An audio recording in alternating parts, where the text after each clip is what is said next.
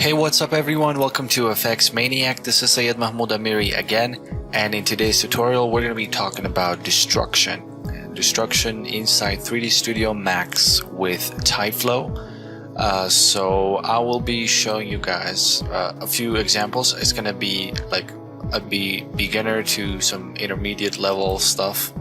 So we have this example here which we're going to be taking a look at, like ground destruction. We're going to be taking a look at like wood destruction, creating this realistic wood destruction effect. And for the basics of destruction, we're going to be taking a look at this example, which is pretty simple. Where is it? Alright, the teapot just explodes into a lot of pieces. So we have a lot of pieces, and I'm going to show you guys a very simple way to create like lots of detail and pieces, which is very simple and you don't have to do anything special. So I'm just going to show you guys that. But before getting into today's tutorial, if you enjoy my content, make sure to subscribe to my channel and like the videos. And yeah, if you want to support me, you can click on this button, my Patreon. You will go here and select a plan to support me. So basically, and it has some benefits. So you're gonna get early tutorial access, project files, and personal chat support and stuff, and bonus videos. So I would appreciate it if you just support me here so that I can keep on making these awesome tutorials for you guys. So right here's my channel, and let's get started with the tutorial. Okay, so here we have the scene here. I'm just gonna go and reset this, and I'm gonna create a basic scene. So one of the very powerful features of Tyflow is its Voronoi fracture operator, which allows you to do like fracture objects and destroy them and fracture them in different ways. So we're going to be taking a look at this simple example. So what I'm going to do is I'll create a little cylinder here, and I'm not going to give it like detail, but just hit Shift J to hide the selection brackets, or J if you're in earlier 3ds Max version. I'm using 2021 right now. So just convert it to editable poly, but before doing that, just right click on the hide segments, make this 40, and yeah, so select this polygon and scale it down a little bit, just like that. So we want to put an object here, so it can be a text, anything. So I'm just gonna put the good old teapot here, turn on auto grid, and just draw it out here. Alright, we're gonna rotate it like this way, just like that, and we got our teapot. So I want to destroy this, right? So what I'm going to do is I'll add a sphere, a collision object. So turn off auto grid, and just like that. And we're gonna go and animate this, hit N, like 40 frames. It's just gonna go and destroy the object. Bam. So we don't have anything yet. So what I'm going to do is I'll create my Tyflow here. So right here, just scale it down a bit. So I want to convert this into a particle, so I'll add a birth object. So pick and this. I want to hide the original teapot. So hit tab and type in physics shape, and it's going to convert it into a dynamic object. But with physics shape, I'm also going to use a physics collision.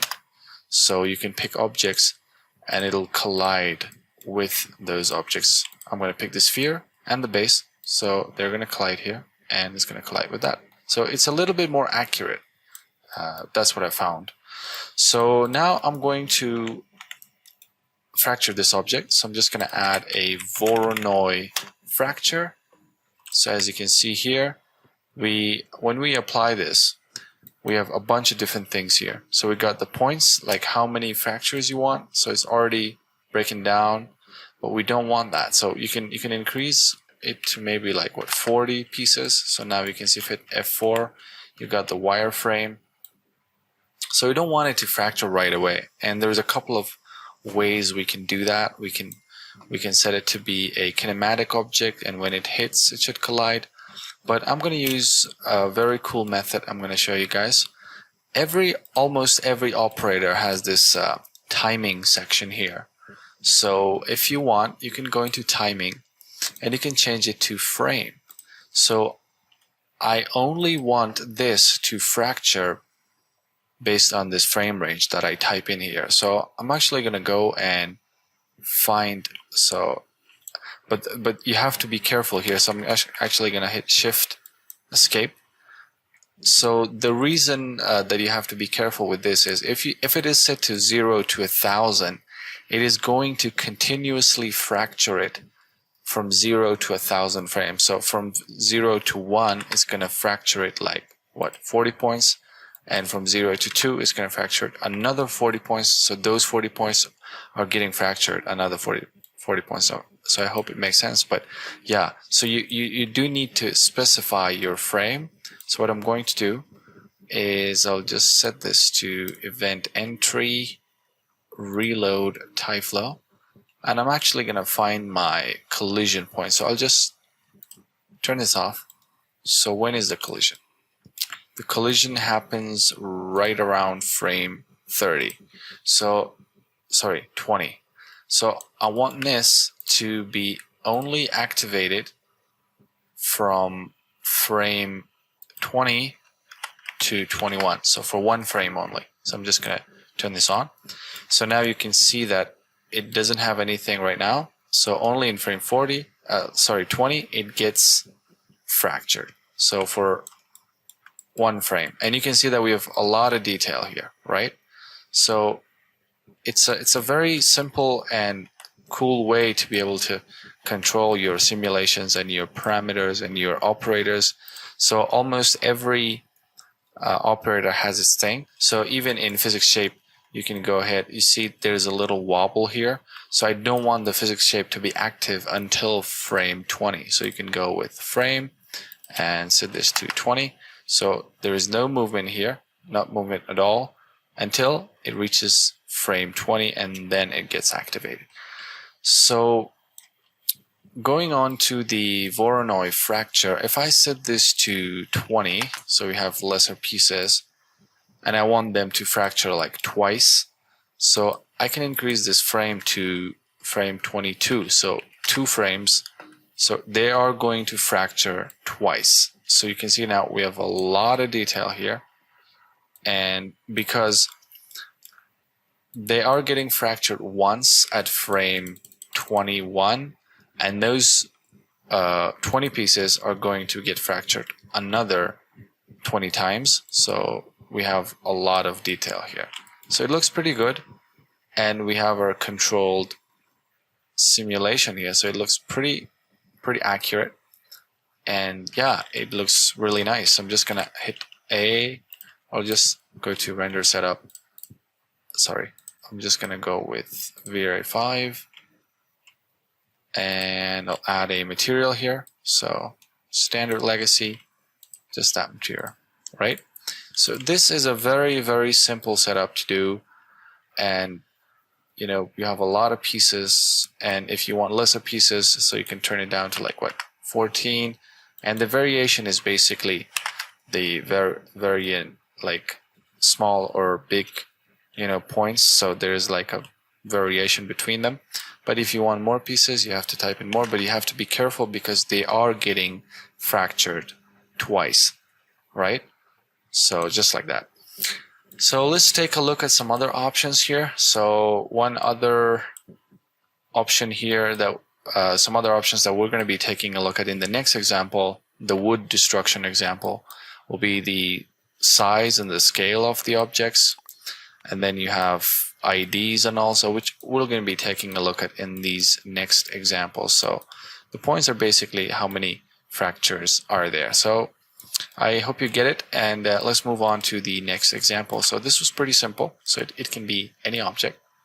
You just have to chain the object and it will shatter. So yeah, let's get into the wood example. So I'm just going to go reset again. And by the way, to you know, not to forget, I've already done a glass shattering tutorial on my channel. So if you go here, you go to playlists, And here is the Tyflow tutorials. If you click on that, and we'll just drop here, go down here, there is the Tyflow glass breaking tutorial, which I did all the way back in 2019.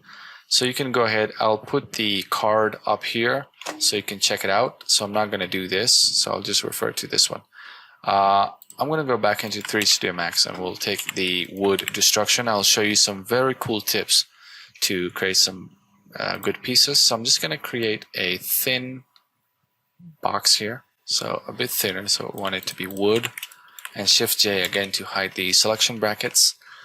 And again, I'm just going to create a sphere for it to collide with. Move it here and hit N, go to like what, 50 frames, and just move it like this. Alright, so we have our scene, we have our object. Now we're going to create our Tyflow. So go to Tyflow and open the editor, make it smaller. So I want to convert this to a particle, so birth objects. Pick, and I'll hide the original mesh.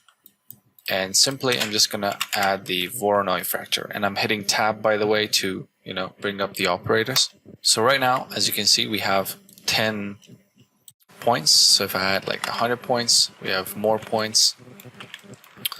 And if I add a physics shape, just like before, you will see that they will start to fall down. And I'll add a physics collision as well. So pick this object and they will collide with the object. So it's a pretty simple effect, but we don't want that. We want it to only activate when this hits. So it hits at about 18th frame. So what I'm going to do is I'm going to go with physics shape, timing, and I'm going to go with frame 18. So it's only going to be active unless it reaches and it hits that. All right. But we don't want, these pieces. May as well make this a bit faster. So now the hit point actually changes. So I'm actually going to go and set it to frame 11. So 11, and now they will be activated, right? This is a very simple example, but I want them to be wood in there. So you go down to the Voronoi fracture, and we have a couple of different options here. We have the scale here. So if you take the scale on X and move it up, you will get wood pieces. So if you go with Y, and also we have the scale here, so you can make them be condensed to a given point, or you can just scale multiplier, make it very small to a single point. So we want it to be like that, and we can increase the scale on X. Now we get like wood splinters, just like that, and it looks good. So if I play this, you can see that they are looking good. So just like that. Maybe our thing is hitting a little too slow, so I'm just gonna go with 20 frames, but then you also have to adjust the impact frame. So it seems to be around 7. So again, I'm just gonna go with physics shape and frame 7. And yeah, so they are active. But then what I want here is I want these pieces, the pieces that are, and the one thing that I don't want to forget here is if you want the simulation to be more accurate, you can go into the main settings of Tyflow and increase the time step to like 1/4, and it'll be more accurate. So it'll have more pieces and it'll act more naturally, just like that. I'm just going to hide or just go to object properties and display as box here, so it doesn't bother us. So we want the pieces that are moving fast, we want it to break even more. So in order to do that, we need a property test here. And what it's doing is it's actually doing what it says. It's testing different properties of different events.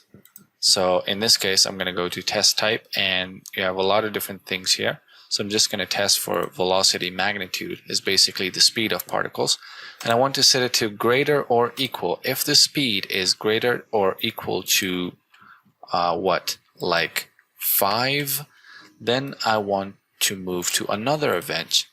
So in that event, I'm going to fracture them even more. So add a Voronoi fracture, just link it here, and you'll see the color change if we get the effect. I'm just going to change it to red.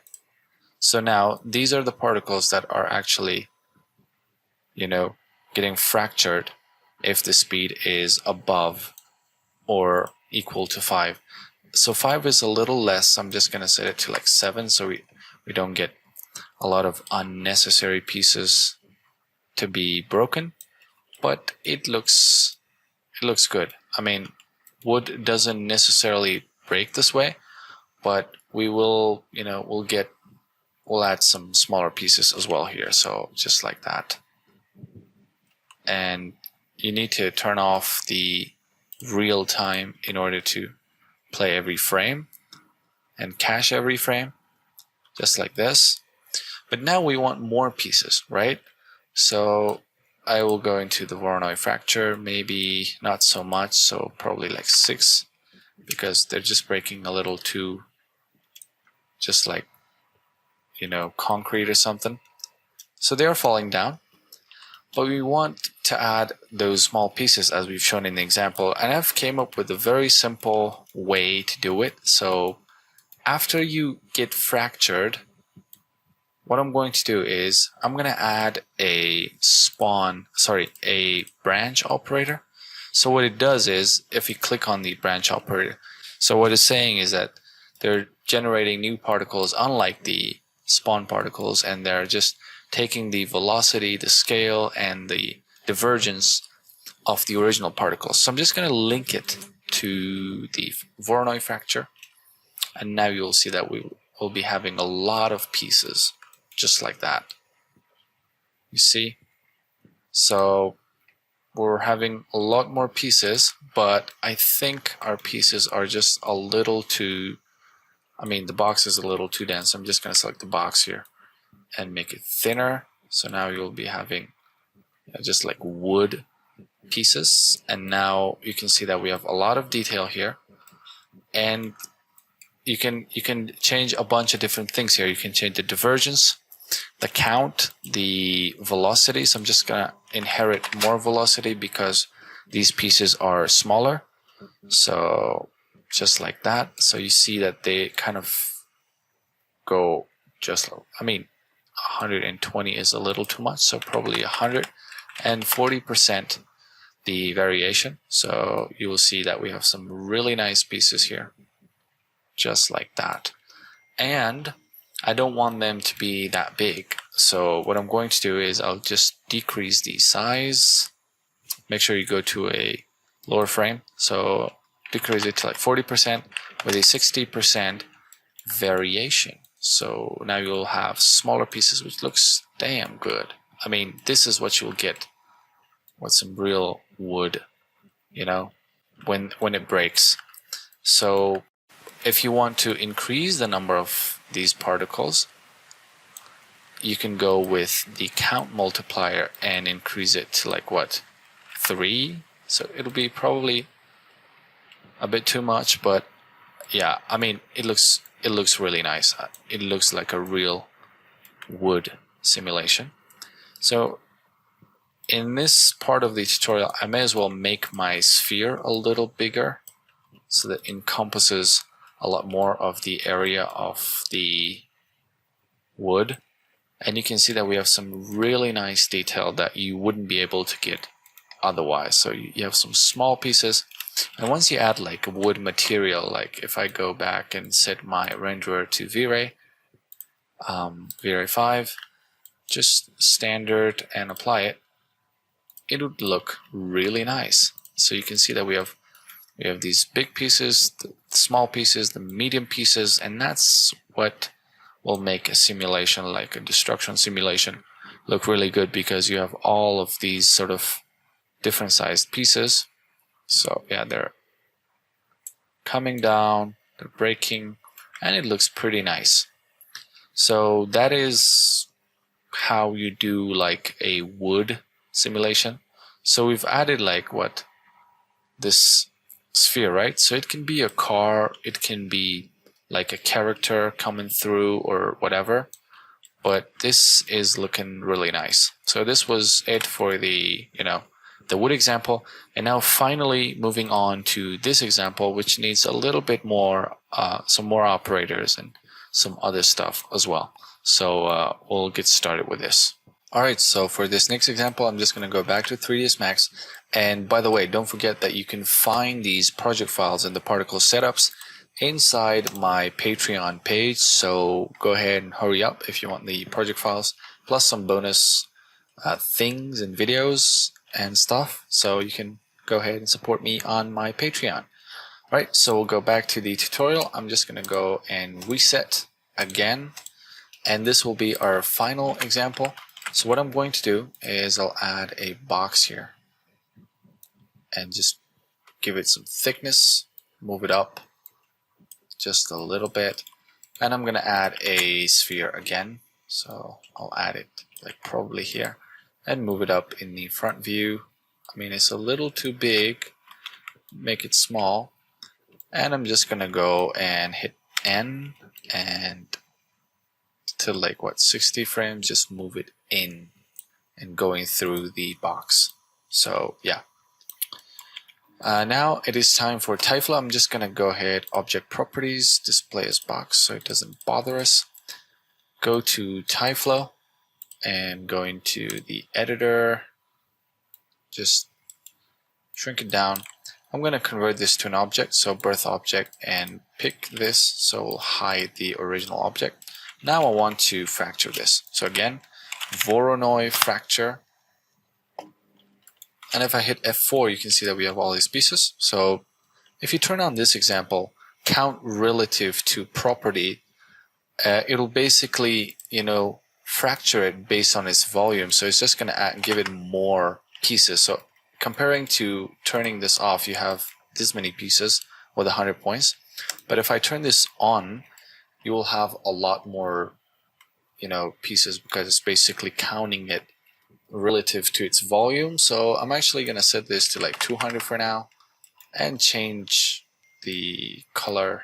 We can change the color to be like bluish, dark blue, just like that, so we can see it a little better. So now we want the sphere to collide with this. First off, I'm actually going to add a physics shape here. So right off the bat, it's going down and it's going to fall onto the ground and just collapse in on itself. But we don't want that, remember. So in this case, I'm actually going to add a physics collision as well so that it will collide with the sphere. So I'm actually going to pick the sphere. But then in this case, we don't want to use that timing trick. We want the particles to be static, the pieces, until unless some objects collide with it. So in order to do that, I'm actually going to add another operator. It's called the physics switch.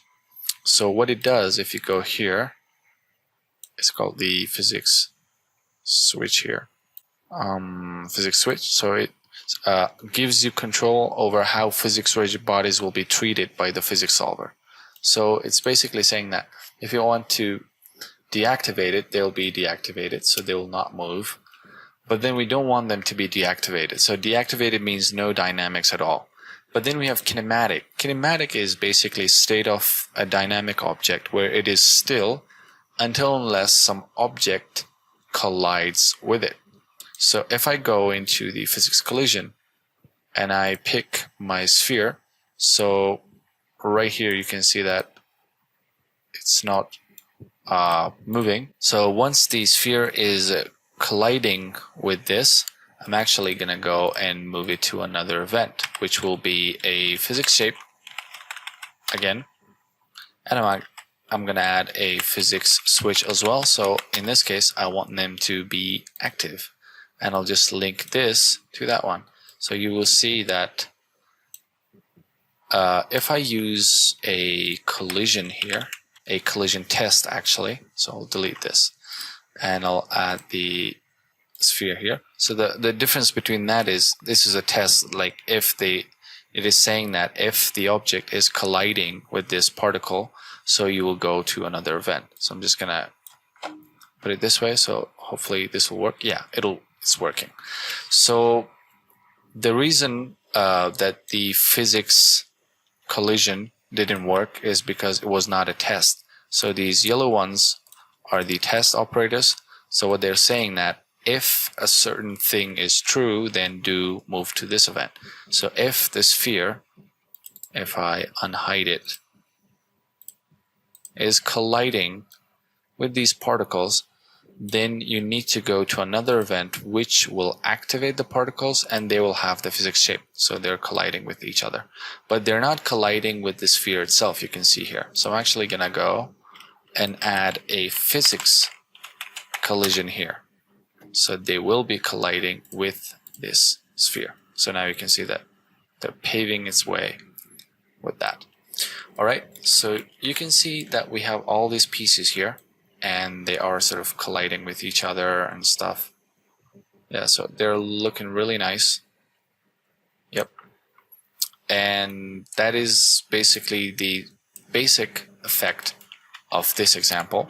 But then we want some other things as well here. So what we want is, again, you can go and, scale the whole thing and do all sorts of that stuff, or you can go and scale it on the X just to be, in the middle, and scale this down. So you can see that, it's behaving accordingly. But what I do want is, they need to have like a force as well, like gravity. They don't have it yet. So I'm just going to hit tab and add a force here and just go to gravity strength, -0.6. So now they are sort of flying but coming down afterwards, and they're having gravity. Now I want these green pieces, these line pieces, to, to fracture even more. So based on the thing we did at the previous example, so I'm actually going to test for a properties. So I'm just going to go with property test, and I'm going to test for velocity, of course, velocity magnitude. And if it is greater or equal to 10, then we want to go to another event, which will have the Voronoi fracture, the physics collision, and the physics shape as well. Okay, we don't want to move them. We just hold down shift and copy them here. So just link it here and they will move into another event. So you can see that, you see here, this piece is actually, has a lot of speed. So we may need to decrease this value to like 6 so that we will be having more particles sort of convert into, so you see, the more the particles have speed, the more they are going to break more and more. So if I change this to red, you can see it a little better.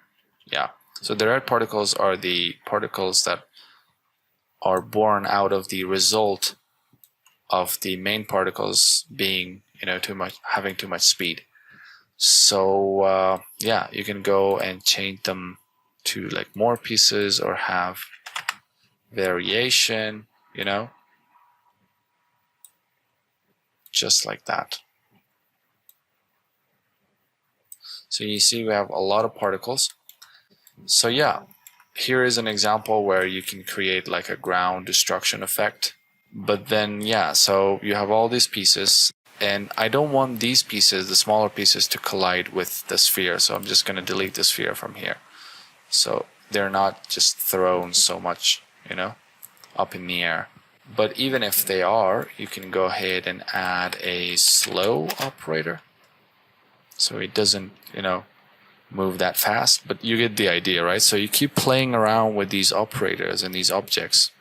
So now you can see they're like proper. So we've just slowed down like 5% of their velocity, and you can do it for the spin as well. But we're already getting some really nice examples. Okay. So yeah, and then you can hit M, and again, I have to change my renderer to V-Ray. I wish I could set it to default, but it's okay. Just standard, and apply it, and it looks pretty good, I would say. And make sure to turn off real time while you're playing with Tyflow, because it needs to update every frame. And you can make this slower. You can go ahead and extend the timeline, and you will see that you'll get all these pieces, and they'll be broken into more pieces. Okay, and then I just added some lights, from this side and that side, and I just rendered like this frame and all.